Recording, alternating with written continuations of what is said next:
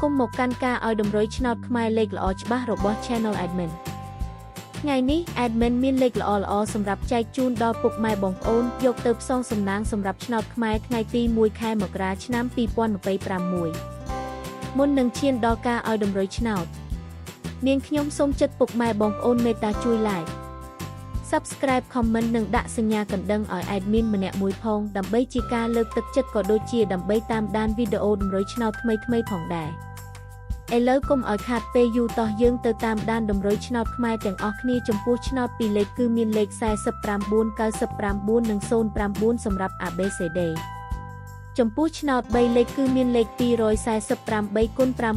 935គុណនិង009គុណសម្រាប់លេខអូសខ្ទងគឺមាន40និង90សម្រាប់លេខអូស